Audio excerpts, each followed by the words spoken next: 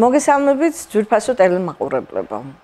ტელეკომპანია საფერავი აგრძელებს გადაცემათა ციკლს ცხოვრების ჯანსაღი წესის შესახებ.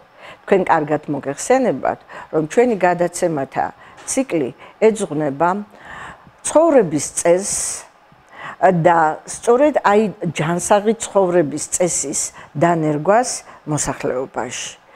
ცხოვრების ჯანსაღი წესი კი განსაზღვრავს ჩვენს ჯანმრთელობას და ჩვენი გადაცემათა მიზანი სწორედ მოსახლეობის ჯანმრთელობის ხელშეწყობა. თქვენ ისიც მოგეხსენებათ, რომ ჩვენ ყველა გადაცემაში ყავს პროფესიონალი, სტუმარი, დარგის სპეციალისტი და ის დარგები, რომლებიც ცხოვრების ჯანსაღ წესს ემსახურება, ძალიან მრავალფეროვანია და მრავალრიცხოვანი. მედიცინა საერთოდ ძალიან მულტიპროფილურია. მულტიპროფილურობა ნიშნავს მრავალსახელოვანია და ძალიან ბევრი მიმართულება აქვს და დღეს ჩვენთვის ძალზედ საინტერესო მიმართულებას, რასაკვირველია პანდემიის ფონზე წარმოადგენს ის წესი, ის ჩვევები, რომლებიც მოგცემს საშუალებას ნორმალურად შევხვდეთ ამ გამოწვევას, COVID-19-თან ერთად ვიცხოვროთ ისე, რომ ჩვენი ჯანმრთელობა არ დაზარალდეს. აი სწორედ დღეს იმის გამო, რომ ჩვენი პანდემიის, უпростоრედ COVID-19-ის ფონზე ჩვენი გადაცემები გარკვეულწილად გადაეწყო პანდემიის გამო ცოტა სხვა მიმართულებით, ამიტომ გადავწყვიტეთ დღესაც მოგვეწვია ახალგაზრდა, მაგრამ ძალიან გამოცდილი პროფესიონალი ნუტრიციოლოგი და ამ დარგის ერთ-ერთი ალბათ ყველაზე მნიშვნელოვანი მიმართულების კარგად მცოდნე რუსუდან ღვამიჩავა. რუსკა, მე ამაყი ვარ, რომ დღეს ჩვენი სტუმარი ხარ. იმიტომ რომ ჩვენი სტუდენტი, ჩემი აღზრდილი, ბევრი ახალგაზრდა ექიმი არის დღეს წარმოჩენილი და საკმაოდ წარმატებული. შენ სწორედ აი ამ ჩვენს ახალგაზრდა მეცნიერებს და ახალგაზრდა სპეციალისტებს წარმოადგენ და მინდა რომ მოსახლეობამაც იცოდეს რომ ნუტრიციოლოგია ეს ძალიან დიდი დარგია და ქალბატონი რუსუდანი დღეს თვითონ მოგიყვებათ, თვითონ ახსნის ამ დარგის მნიშვნელობას განსაკუთრებით პანდემია COVID-19-ის ფონზე. მოგესალმებით. მოგესალმებით ქალბატონო მარინა, დიდი მადლობა მოწვევისთვის.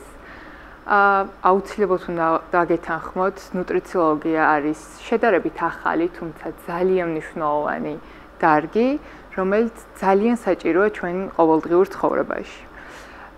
როგორც მოგეხსენებათ, ამჟამად არის COVID-19-ის პანდემია და პანდემიის პერიოდში როდესაც აუცილებელია მოვერიდოთ ხალხმრავალ ადგილებს, ასევე ძალიან შეიცვალა ჩვენი ყოველდღიური ცხოვრების სტილი. ვეღარ მივდივართ სამსახურში, გვიწევს ყოველდღიურად ძირითადად კომპიუტერთან მუშაობა, ასევე ბავშვებს უწევთ კომპიუტერის დახმარებით ისწავლონ და ამიტომ ბევრი სხვა პრობლემა წარმოშვა ამ ცვლილებებმა. მაგალითად, ხშირად ადამიანები ძალიან ნერვიულობენ, რომ ფიზიკური აქტივობა შემცირდა და შესაბამისად ისინი ღელავენ, რომ წონაში მოიმატებენ. ასევე ესე ვთქვათ, მადის გაძლიერება ხშირად გამოწვეულია სტრესისგან, რომელიც ახლა საკმაოდ ისეთი მნიშვნელოვანი ფაქტორია.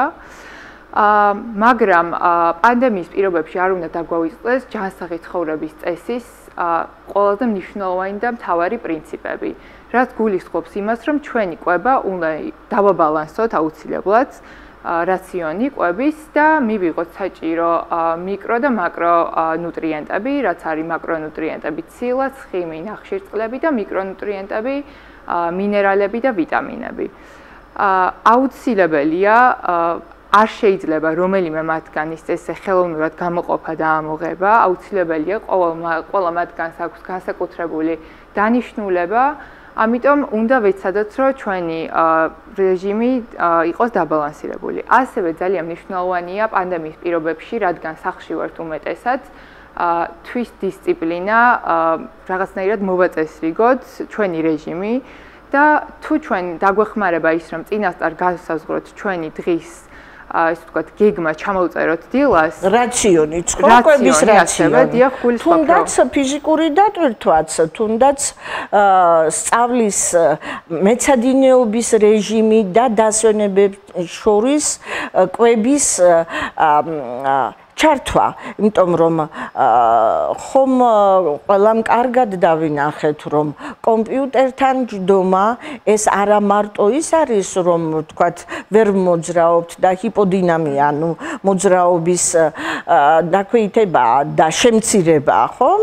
დღის განმავლობაში, არამედ ჯდომასთან ერთად ჩვენ გარკვეულად შევცვალეთ ჩვენი ყვების ადმი დამოკიდებულებაც და რეჟიმი რასაკვირველია, თუმცა როგორც ჰიგიენისტები ვამბობთ, ყვების რეჟიმის შეცვლა და საერთოდ დღის რეჟიმის შეცვლა არ ნიშნავს, რომ ჩავერიოთ აუცილებლად და შევცვალოთ ის სპეციფიური დამოკიდებულება, რომელიც გვაქვს, მაგალითად, ბავშვთა ყვების განსაკუთრებით სკოლაში, როდესაც არის შესვენებები და დიდი შესვენებები, იქ არის გარკვეულწილად მოწოდებული ყვების რეჟიმიც და ყვების რაციონიც, ამას გულისხმობს, რომ იყოს დაბალანსირებული და არა აი სწრაფი ყვების საშინელი, მე თუ მკითხავთ, დამოკიდებულება, უпростоრეთ სწრაფ ყვებაზე დამოკიდებულება, რომელიც ასე ძალიან გვაწუხებს ჩვენ ჰიგიენისტებს ბავშვთა ყვებაში. მაგრამ აი როდესაც ოჯახის პირობებში არის ზოგჯერ ისეთი, აი სწორედ დისტანციური სწავლების ფონზე სწრაფი რაღაც საშუალებებით დაკმაყოფილება შიმშილის. აი ამაზე გვინდა თქვენი აუცილებლად დამოკიდებულება და განსაკუთრებით მიდგომა, რომ წახემსება, როგორც ასეთი, ბავშვთა ასაკში ფაქტიურად არის ძალიან მავნებელი, ხომ? უცბად რაღაცა შეჭამა, უცბად რაღაც ნახშირწყლებია თუ ვთქვათ, იგივე შემწვარი ჩიფსები ვთქვათ და აი ასეთი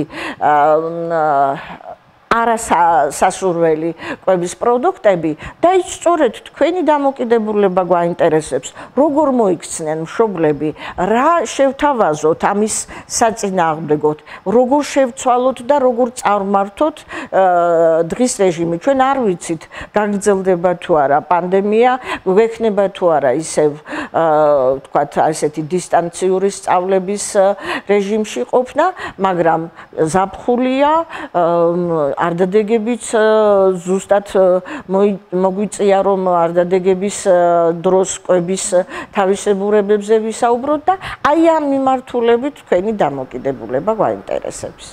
დიახ, გეთახმებით, ბავშვები ძალიან ხშირად მოიხმარენ, ასე ვთქვათ, სწრაფი ყვების ობიექტის პროდუქტებს საერთოდ, რაც რა თქმა უნდა არ არის რეკომენდირებული და მავნებელია განსაკუთრებით ბავშვებისთვის. პირველ რიგში იმას ვიტყოდი, რომ ბავშვს ყოველთვის მაგალითს აძლევს მშობელი და ის ხედავს სახლში ვინ როგორ იკვებება. ამიტომ პირველ რიგში მნიშვნელოვანია, რომ ზოგადად შევცვალოთ ეს მიდგომა სახლში. ვეცადოთ ყველამ ერთად, თელმა ოჯახმა ერთად იკვებოს ჯანსაღად და აუცილებლად ეს აისახება ბავშვის ქცევაზეც. რაც შეეხება წახემსებას, რა თქმა უნდა, ხემსი ძალიან მისაღებია და კარგია, მაგრამ შეიძლება სხვა უფრო ჯანსაღი ალტერნატივა ვიპოვოთ, ვიდრე ჩიფსები ვთქვათ და ასე შემდეგ. მაგალითად, ეს შეიძლება იყოს ხილი, სხვა სახის თხილეული, მაგალითად, ნუში, ნიგოზი ან ტყის თხილი. და ასევე შეიძლება იყოს, ვთქვათ, ბოსტნეულის ჭხირები შეიძლება დაავჭრათ და ბავშვებს ისე დაუდოთ, რომ ისინი მეცადინეობის დროს, ესე ვთქვათ, ავტომატურად მიირთმევენ და ნელ-ნელა ეს არის ძალიან მნიშვნელოვანი მიჩვევის პროცესი. ბავშვებს ჭირდებათ გარკვეული დრო, რომ გაიცნონ ახალ პროდუქტს, ეს არის ხილი თუ ბოსტნეული. შეიძლება ხანდახან მშობლებს აქ განსაკუთრებული ძალისხმევა სჭირდებათ, რომ ცოტა ის თქვა სხვადასხვანაირი ფორმით დაუჭრან, რაღაცნაირად მოაწონონ ეს. ესთეტიური მხარეც აუცილებლად უნდა ჩართოთ, იმიტომ რომ პატარებს მაინც უფრო უყვართ გაფორმებული, ლამაზად მიწოდებული, რატომაც არა, ცოტა მეტი დრო დაუთმოთ აი ამ სილამაზეს, ამ გაფორმებას, როგორც თქვენ ბრძანეთ, დაჭრას, ფორმებს, ფერების შერჩევას და აი მიწოდების სილამაზეს, მიწოდების ესთეტიკას, რომელსაც კვების ჰიგიენაში და ნუტრიციოლოგიაში უდიდესი დიზაინი ხომ გადამწყვეტია არა მარტო პატარების კვებაში და ბავშვთა კვებაში, არამედ მოზრდილების. მთელი ინდუსტრიაა ხო ამაზე აგებული. გარდა ამისა, ასევე ძალიან კარგი იქნება თუ ბავშვებს ჩავრთავთ ამ ყველაფერში, ერთად მოვამზადებთ, რომ ბავშვები უშუალოდ გაიცნონ ამ პროცესს, დამიჯერეთ, რომ ძალიან სახალისოა ეს ყველაფერი ბავშვებისთვის და გარდა ამისა, ეს განსხვავებული ფერები არ არის მარტო ფერები, ეს არის განსხვავებული ნივთიერებები, რომელსაც აქვს კიდე სხვადასხვა სარგებელი მოაქვს ჩვენი ორგანიზმისთვის. ამიტომ თებს როდესაც დავხედავთ, ძალიან კარგია, რომ იქ გამოიკვეთოს სხვა ფერები, რაც ბავშვებს მოეწონებათ და შესაბამისად უფრო მიეჩვევიან და გარდა ამისა, უფრო სასარგებლო იქნება მათი ორგანიზმისთვის.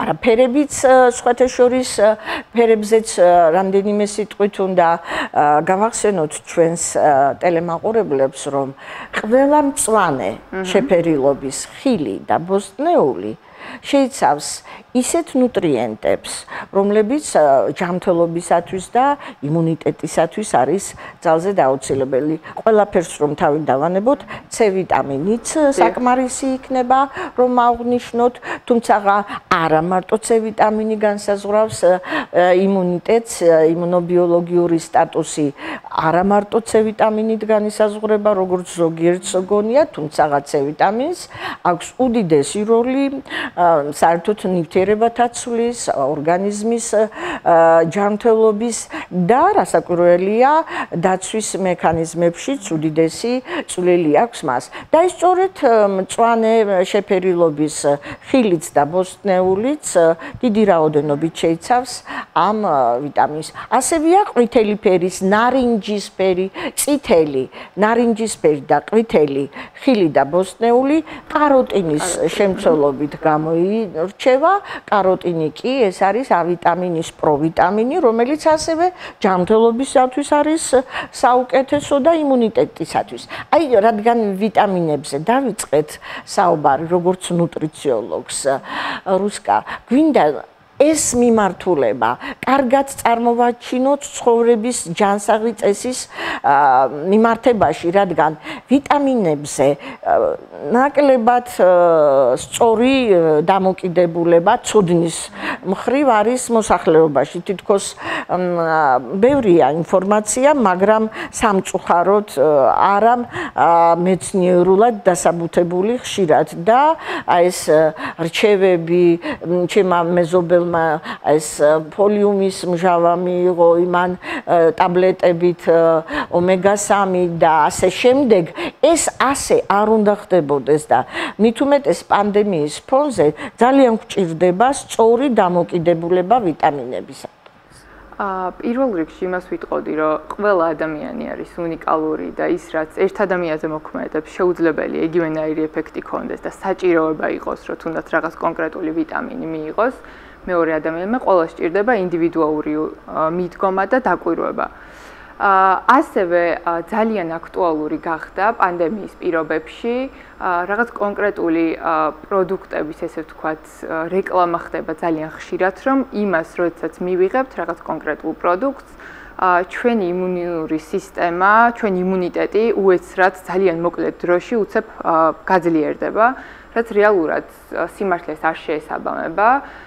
იმუნიტეტის გასაძლიერებაც საჭიროა საკმაოდ ხანგრძლივი დრო, მუდმივად სწორი კვების რაციონი, მოწესრიგებული ძილის რეჟიმი, რაც შეიძლება ნაკლები სტრესი და ასევე სხვა ბევრი გარემო ფაქტორები ძალიან მნიშვნელოვანია აქ.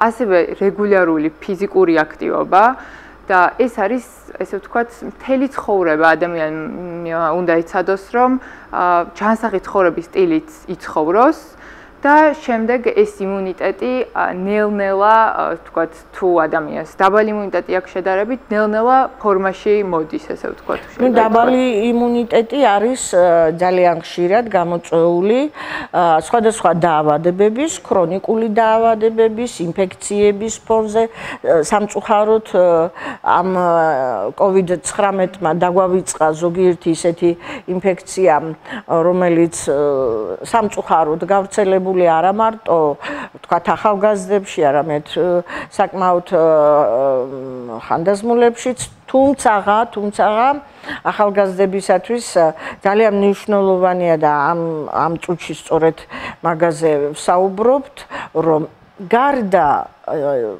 ვთქვათ აი ამ დამოკიდებულებისა ჩვენ ძალიან გვაინტერესებს და სწორად გვინდა იმუნიტეტის გაძლიერება არა მარტო ვთქვათ კვების ნუტრიენტების ან კვებითი დანამატების არამედ ზოგადი ცხოვრების წესის გაუმჯობესებით და თქვენ როგორც ბრძანეთ უცბად ეს არ ხდება ეს უნდა იყოს აბსოლუტურად მთელი ოჯახის იგივე საზოგადოების წესი, ცხოვრების წესი, რომ იმუნიტეტი როგორც ასეთი ფარი დაცვა ორგანიზმის იყოს ძლიერი, რომელიც როგორც აღნიშნეთ, ბევრი დაავადების დროს ქვეითდება და მათ შორის ნივთიერებათა ცვლის ისეთი მოშლის დროს, როგორც არის სიმსუქნე, ხო? მაგალითად, COVID-19-ის პანდემიამ გვაჩვენა, რომ ის ადამიანები, რომლებიც წონის ინდექსით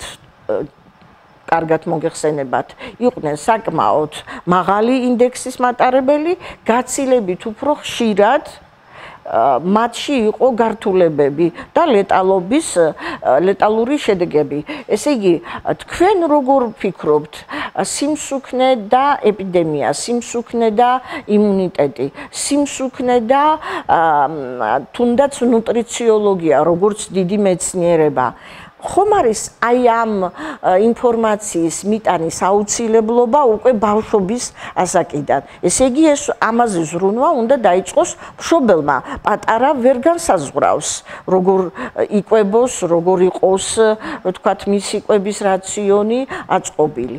აი ამ კუთხით თუ შესაძლებელია რომ გვესაუბროთ. სიმსუქნე არის ძალიან სერიოზული პრობლემა, რომელსაც ჭირდება ის თქვათ კომპლექსური მიდგომა. დაგეთანხმებით, რომ COVID-19 და ჭარბტონიანობას და სიმსუქნებს ნამდვილად აქვს კავშირი. სულ ცოტა ხნის წინ გამოქვეყნდა ლივერპულის უნივერსიტეტის კვლევა, რომლის თანახმადაც ადამიანებს, რომელთა სხეული მასის ინდექსი იყოს 30-ზე მეტი, რაც უკვე მიიჩნევა სიმსუქნედ, მათ დაახლოებით 33%-ით მეტი ჰქონდათ იმის რისკი, რომ მათი მდგომარეობა დამძიმებულიყო ან ფატალურად დასრულებულიყო. ამიტომ სიმსუქნის პრევენცია არის სავსებით შესაძლებელი. ეს ძირითადად გამოწვეულია ეს თქვათ მჯდომარე ცხოვრების სტილით, ნაკლები ფიზიკური აქტივობით, არასწორი კვებით და სხვა გარემო ფაქტორებით, მაგალითად სტრესით. და სწორედ ამ უნარჩვევების გამომუშავება იწყება ბავშვობიდან. ბევრად რთულია უკვე დასულ ასაკში, ესე ვთქვათ, ქცევების შეცვლა, ვიდრე თავიდანვე ჯობია რომ ბავშვს ავუხსნათ, ესე ვთქვათ, მივცეთ შესაძლებლობა, რომ ფიზიკურად იყოს აქტიური, სხვა სპორტით დავაკავოთ მაგალითად, თვითონ წეგან როგორც აღნიშნეთ, მასთან ერთად მოვამზადოთ, რომ მან პირდაპირ შეხება ჰქონდეს გაიგოს როგორი სასარგებლოა მივაწოდოთ ინფორმაცია, ესე ვთქვათ, ვათამაშოთ ამ ფერებით და იცოდეს სწორად რა სჭირდება მას ორგანიზმს. ასევე მინდა ვთქვა, რომ ძალიან ხშირია ბავშვებში სიმსუქნე და ასევე დიაბეტი, მეორე ტიპის დიაბეტზე მაქვს საუბარი. დიაბეტი 2, ხო, ეგრეთ წოდებული, რომელიც არის ფაქტიურად შეძენილი. შეძენილი. თუმცა როგორც ვიცით ჩვენ ადამიანის ჯანმრთელობა 20%-ით არის განპირობებული გენეტიკით, 20%-ით გარემოზეა დამოკიდებული, 50% ეს არის ცხოვრების წესი და ძალიან დიდია პროცენტი, ფაქტიურად 50%-ით ჩვენ შეგვიძლია ჩვენი ჯანმრთელობა მართოთ ცხოვრების წესის, ჯანსაღი ცხოვრების წესის დანერგვით. ჩვენ ცხოვრებაში, პირადი ცხოვრება, საზოგადოების ცხოვრება, მაგრამ 20% გენეტიკა ეს იმას ნიშნავს, რომ გენეტიკური განწყობა, თქვათ სიმსუქნის, დიაბეტის, ავტვისებიანი სიმსივნის, ეს აუცილებლად უნდა ვიცოდეთ, მაგრამ ისიც უნდა ვიცოდეთ, რომ თუ ჩვენ ცხოვრების ჯანსაღი წესით ვიცხოვრებთ, ის 20% შეიძლება შევცვალოთ და სრულებითაც არ არის აუცილებელი, რომ მშობლებს, რომლებსაც ყავთ შვილი და თვითონ არიან დიაბეტით დაავადებული, ყავდეთ მაინც და მაინც დიაბეტით დაავადებული შვილი. ეს სრულებითაც არ ნიშნავს და სწორედ ამის ცოდნაა აუცილებელი, რომ ცხოვრების ჯანსაღი წესი სწორედ აგვარიდებს იმას, რომ გენეტიკურად ჩადებული, ვთქვათ, ეს გარკვეული მიმართულება ან განწყობა ფაქტიურად თავიდან ავირიდოთ. სწორი კვებით, ჯანსაღი კვებით, ბალანსირებული კვებით, იგივე სტრესების თავიდან აცილებით. ძალიან რთულია სტრესი აიცილოთ, მაგრამ მართვა ნამდვილად შესაძლებელია და ეს უნდა პატარაობიდანვე ვასწავლოთ. და ის რომ ზოგიერთმა იცის, აი ნერვიულობდა ვჭამ. ზოგიერთი ნერვიულობს და არ ჭამს. აი ესეც აუცილებლად ნუტრიციოლოგიის როგორც დარგის სხვათა შორის მინდოდა მოსახლეობისთვის კარგად გაგვეხსენებინა, რომ ნუტრიციოლოგია ეს არის მეცნიერება კვების შესახებ და კვება ცხოვრების წესია. კვების პროდუქტები არის გარემო, რომელზედაც ასევე 20%-ით არის დამოკიდებული ჩვენი ჯანმრთელობა, მაგრამ კვებაზე, ანუ ცხოვრების წესზე, რასაკვირველია, უფრო მეტია და ის სწორედ კვების როგორც ფენომენის, როგორც ფაქტორის გავლენა მოსახლეობის ჯანმრთელობაზე ამ მხრივ, ამ მიმართულებით ძალიან გასაგებია, ხომ? დიაბეტი 2 ახსენეთ, ტიპი 2 და აი აქ ფაქტიურად გადამწყვეტი როლი ჯანსაღ კვებას და ბალანსირებულ კვებას მიუძღვის და სხვათა შორის არა მარტო ბავშვებში, არამედ მოზრდილებში. აი ახლა მინდა თქვენ ისაუბროთ იმ მიმართულებით, როდესაც უკვე ზრდასრული ადამიანი, გარკვეული გამოცდილება აქვს, მაგრამ მაინც კვების მიმართულებით შეცდომებს ჩადის. ხშირია, ხომ? აი უცბად ბანკეტური კვება ერთი მხრივ, უცბად წახემსება, გვიან დაძინება ნიშნავს, რომ რასაკვირველია გვიან იკვებება. აი ამ მიმართულებით რა რჩევებს მისცემთ ჩვენს მოსახლეობას? როგორც თქვით, გენეტიკური ფონი ძალიან მნიშვნელოვანია და უნდა გავითვალისწინოთ, მაგრამ რეალურად გენეტიკა არ არის ჩვენი არჩევანი, მაგრამ ცხოვრების სტილი, როგორ ავირჩევთ, როგორ ვიკვებებით, ფიზიკურად რამდენად აქტიურები ვიქნებით, ჩვენ შეგვიძლია ეს შევცვალოთ და ესე ვთქვათ, ჩვენს ორგანიზმს მივეხმაროთ, რომ რაც შეიძლება ავარიდოთ თავი ქრონიკულ დაავადებებს და ვიყოთ ჯანმრთელები. დიაბეტ ტიპი 2-ს რაც შეეხება, ძალიან ესე ვთქვათ, ბევრი შემთხვევაა როგორც ბავშვებში, ასევე ზრდასრულ ადამიანებში და ეს ძირითადად სწორედ გამოწვეულია არასწორი კვებით და ესე ვთქვათ, ნაკლებად ფიზიკურად აქტიური ცხოვრების. დიაბეტი 2-ის ფონზე არასწორი კვება და ვთქვათ, იგივე ბანკეტურ კვებაზე შეგეძლია გადახვიდე. და აუცილებლად უნდა გავითვალისწინოთ ის, რომ ფიზიკურ აქტივობას აქვს ძალიან დიდი მნიშვნელობა. აუცილებელია, რომ კვირაში 3-ჯერ მაინც, დასაწყისისთვის 3-ჯერ მაინც, მინიმუმ ეს ვთქვათ 30 წუთის განმავლობაში, ეს შეიძლება იყოს ფეხის ცეირნობა ან ინტენსიური ვარჯიში, მთავარია ყველა ადამიანი არის ინდივიდუალური, როგორც თქვი და ყველასთვის რაღაც კონკრეტული მიდგომა უფრო ამართლებს. მთავარია ეს შევინარჩუნოთ, ეს გავხადოთ მუდმივი და არ იყოს მხოლოდ ერთჯერადი. ასევე ამას ვიტყოდი კვებაზე, ძალიან ხშირად გონიათ, რომ ჯანსაღი კვება გულისხმობს იმას, რომ ვთქვათ, ტკბილეულს ვეღარასდროს ცხოვრებაში ვეღარ მიირთმევენ და ეს საერთოდ 100%-ით უნდა ამოვიღოთ ჩვენი რაციონიდან. სინამდვილეში არანაირად არ გულისხმობს ჯანსაღი ცხოვრების წესი და ჯანსაღი კვება იმას, რომ სრულიად უარი ვთქვათ ჩვენ საყვარელ საკვებზე. რა თქმა უნდა, შეიძლება მივიღოთ, მაგრამ მთავარია მისი რაოდენობა და სიხშირე. რა თქმა უნდა, არ არის მიზანშეწონილი, რომ ყოველდღე დიდი რაოდენობით მივიღოთ, ეს აუცილებლად რაღაც შედეგამდე მიგვიყვანს, მაგრამ სიამოვნებისთვის აუცილებლად შეგვიძლია შევიტანოთ ჩვენ რაციონში. მაგალითად, ჯანდაცვის მსოფლიო ორგანიზაციის რეკომენდაციების მიხედვით, ეს თქვათ, ესეთია გაიდლაინი, რომ ტკბილი შაქრიანი პროდუქტები, შაქრის შეცვალობაზე მაქვს აქ საუბარი, მთელი დღის მიღებული ენერგიის, ანუ საკვების 10%-ს არ უნდა აღემატებოდეს და უკეთეს შემთხვევაში 5%-ს. აი ამ ტკბილში იგულისხმება ხილიც და კამფეტები? აქ გულისხმობ კონკრეტულად დამატებული შაქარი, რასაც აქვს იმ პროდუქტებს. ეს არის რა თქმა უნდა საკონდიტრო ნაწარმი, ნამცხვარიც და ასე შემდეგ. აი სწორედ აქ მინდა ჩაგერთოთ, რომ არა მარტო ნახშირწყლების მიმართ არის ზოგიერთი დიეტოლოგის განწყობა, რომ სრულიად ამოღებულია, თქვათ პურის ამოღება რაციონიდან, რასაც ჩვენ ჰიგიენისტები აბსოლუტურად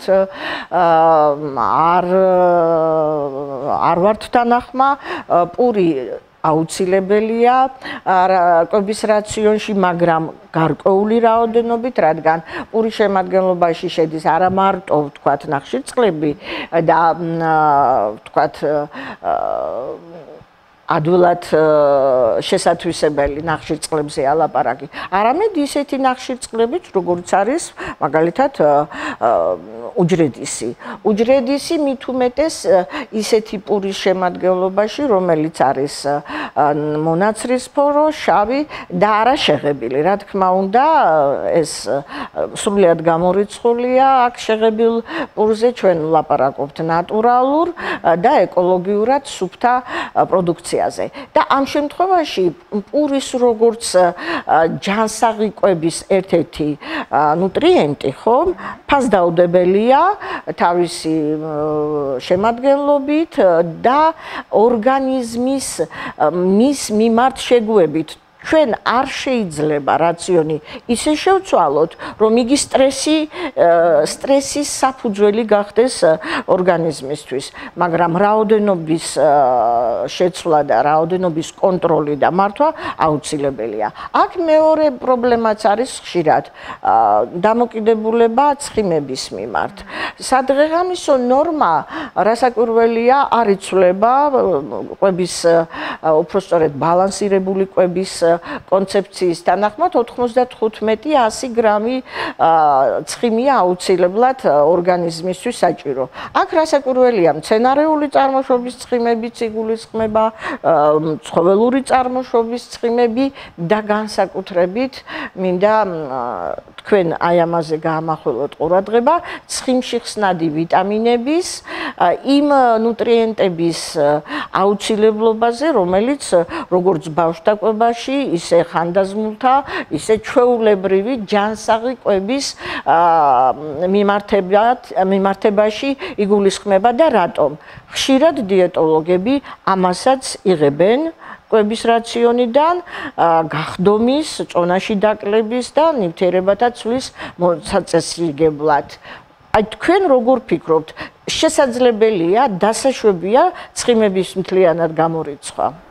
რა თქმა უნდა, არავითარ შემთხვევაში არ შეიძლება რომელიმე კონკრეტული ნუტრიენტის მთლიანად ამოღება და საერთოდ მე პირადად ნებისმიერ რადიკალურ დიეტებს და კვების რეჟიმს ძალიან ვეწინააღმდეგები, იმიტომ რომ ჯერ ერთი ეს მუდმივად შეუძლებელია ესე გაგრძელდეს და გვჭირდება ყველანაირი ნუტრიენტის დაბალანსირებულად მიღება. რაც შეეხება ცხიმებს, სწორედ ჯადაც მსოფლიო ორგანიზაციის გაიდლაინის მიხედვით, ჩვენი მიღებული ენერგიის, ანუ საკვების დღიურ 30%-ს არ უნდა აღემატებოდეს ცხიმი. ანუ 30% უნდა იყოს მაქსიმუმ ამ მიღებული საკვების. მაგრამ ის 30% უნდა იყოს, აუცილებლად უნდა იყოს. ცხიმებშიც არის ძალიან განსხვავებული ნაჯერი ცხიმები, უჯერი ცხიმები.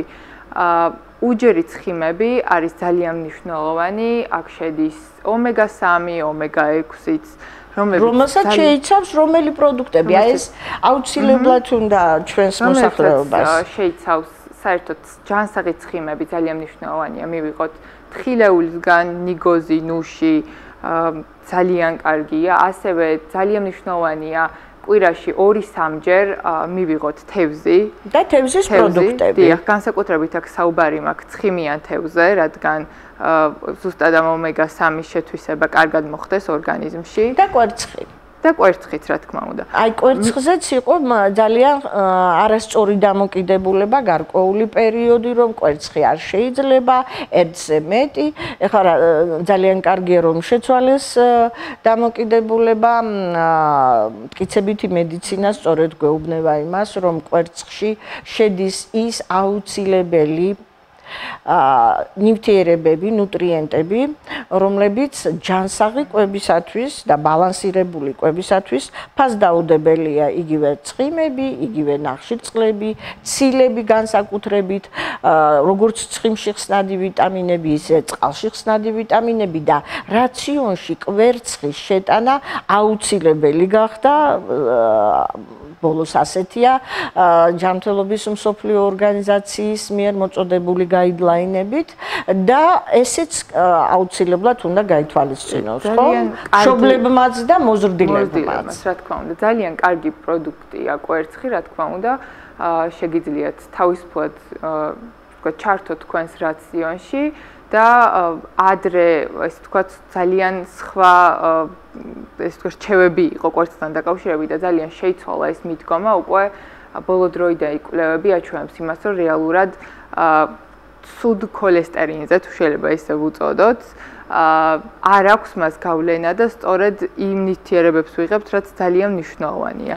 რადგან კვერცხის გულში აქვე აუხსნათ ჩვენს მაყურებლებს, რომ ქოლესტერინთან ერთად კი არის კვერცხის გულში ქოლესტერინი გარკვეული რაოდენობით, რომელიც სხვათა შორის ორგანიზმში ძალიან ბევრ პროცესებს წარმართავს, იგივე D ვიტამინის წარმოქმნაში დეჰიდროქოლესტერინი მონაწილეობს, რომელიც კანში გვაგზავნა ულტრაისფერის სხივებით კანზე მოქმედება, სწორედ დეჰიდროქოლესტერინი გადადის D3 აქტიურ ვიტამინის ფორმაში და გარდა ამისა, ცხიმოვანი ქსოვილი და უფრო სწორედ ცხიმოვანი სტრუქტურები არის როგორც ცენტრალური ნერვული სისტემის, ისე განსაკუთრებით ჰორმონალური სისტემის საკმაოდ მნიშვნელოვანი კომპონენტები და აქედან გამომდინარე ცხიმების სრულიად იგნორირება და ამოღება კვების რაციონიდან ეს არის ფაქტიურად დანაშაული. მაგრამ ჩვენ ამით სრულებითაც გამოვრიცხავთ იმას, რომ ცხიმები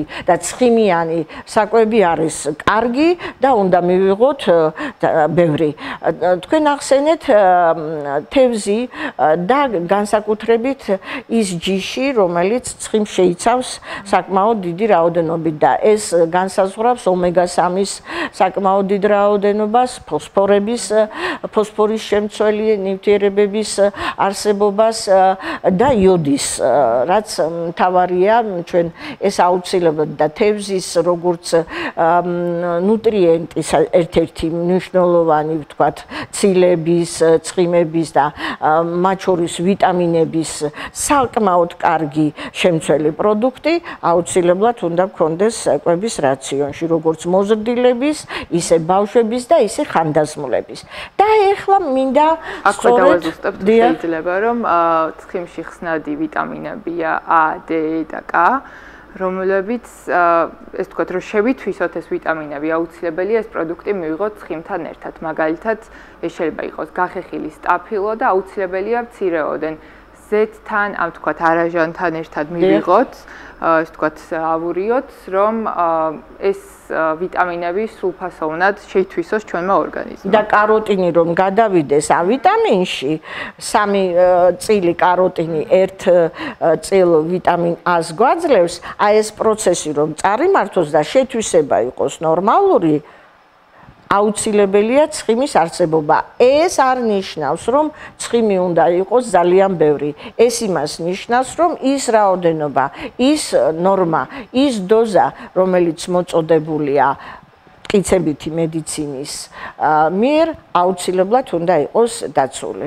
და დიეტებზე მინდა ისაუბროთ, დიეტა და ნუტრიციოლოგია. ძალიან ბევრი განსხვავებული დიეტები არსებობს, ესე ვთქვათ, ძალიან პოპულარულია როგორც კეტო დიეტა, ასევე ეს ვთქვათ 18 საათიანი შუალედური კვება, 16 საათიანი.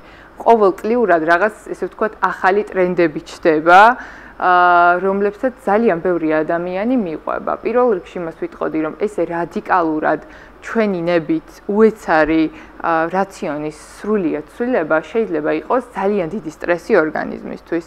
იმიტომ რომ უცებ ვაგდებთ ეს ვთქვათ ძალიან უცხო მდგომარეობაში ჩვენს ორგანიზმს, ვაძლევთ განსხვავებულ საკვებს და ესეთი უეცარი ცვლილებები ყოველთვის დიდხანს არ გრძელდება. ეს არის მარტო რაღაც ხანმოკლე ეფექტისთვის და ძალიან ხშირად მიმართავენ ძალიან რადიკალურ დიეტებს, მაგალითად გასახდომ დიეტებზია ლაპარაკი, რომ სამკურნალო დიეტა ეს არის ცალკე მიმართულება მედიცინაში, რომელიც აღიარებულია, რომელიც გამოყენებულია, რომლის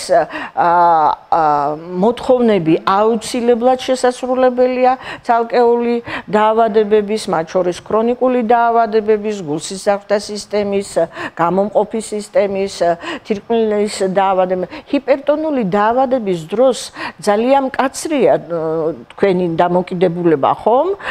ძალიან მკაცრ დიეტასაც ნიშნავთ, რომელიც ზღუდავს როგორც მარილების შემცველობას, ისე ცილოვანი პროდუქტების ჭარბად მიღებას და აქ რასაკვირველია უნდა გავაცალკევოთ სამკურნალო დიეტა და დიეტები, რომელიც არის მოდური, ვთქვათ, იგივე გახდომის თუ ვთქვათ წონაში დაკლების და სილამაზისთვის.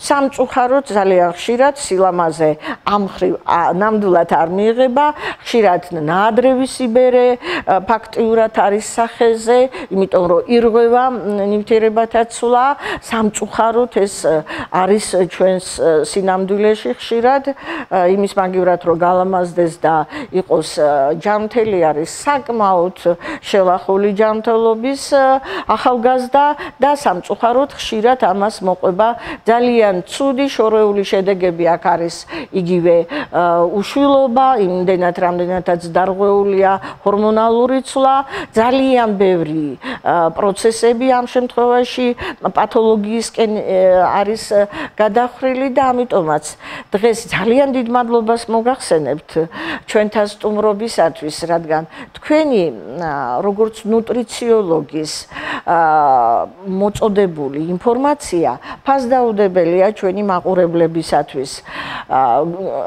გვინდა მადლობა მოგახსენოთ და კიდევ ბევრჯერ მოგიწვიოთ ჩვენს გადაცემაში.